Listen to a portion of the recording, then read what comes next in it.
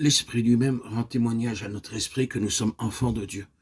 Or, si nous sommes enfants, nous sommes aussi héritiers, héritiers de Dieu et co-héritiers de Christ, si toutefois nous souffrons avec lui, afin d'être glorifiés avec lui. Romains 8, 16, 17. L'Esprit de témoignage est la 5e œuvre du Saint-Esprit pour m'enseigner ma part de l'héritage céleste que le Seigneur Jésus a pour moi dans le ciel. Car nous sommes co-héritiers. Si votre Père doit vous laisser des biens, vous devez apprendre à vous en occuper. Sans cela, ils seront dilapidés. Le Seigneur Jésus-Christ m'a fait co-héritier de son héritage. Et je dois apprendre sur la terre comment m'en occuper. Toute souffrance sur la terre a un but. M'enseigner, m'éduquer, m'aider, m'exercer à jouir de mon héritage céleste. Héritier de Dieu et co-héritier de Christ. L'œuvre du Saint-Esprit est de me dire comment Dieu a préparé pour moi un grand héritage dans le ciel.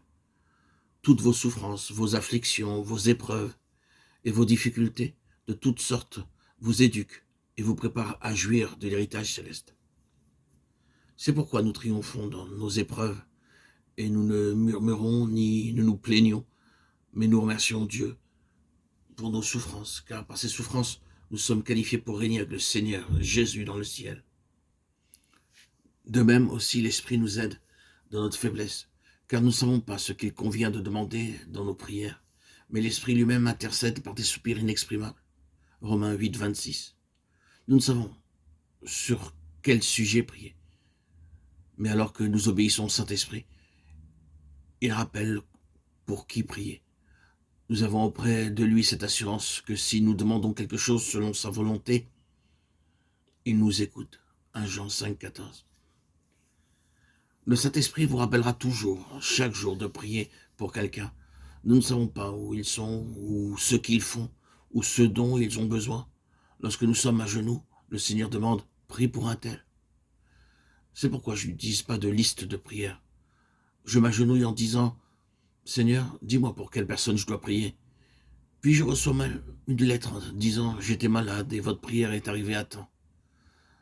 Tandis que vous attendez au Seigneur, il vous rappellera de prier pour quelqu'un, peut-être en Inde, en Afrique, et par vos prières, les uns seront guéris, quelques-uns consolés, d'autres seront fortifiés ou guidés, quelques-uns même seront protégés du danger. C'est mon privilège en tant que serviteur de Dieu, partenaire et co-ouvrier de prier pour beaucoup de personnes dans toutes les parties du monde. Je peux passer des heures dans la prière de cette manière et c'est une joie. Au début, je pouvais lire ma Bible pendant longtemps et je prenais plaisir à cela. Je pouvais assister à de longues réunions, mais je ne pouvais pas prier plus de 15 minutes. Tantôt mes genoux me faisant mal, ou mon estomac ou ma tête, mais plus maintenant. C'est une communion, c'est une joie. C'est réconfortant de prier matin et soir en tout temps. L'Esprit me rappelle ces choses dans bien des parties du monde.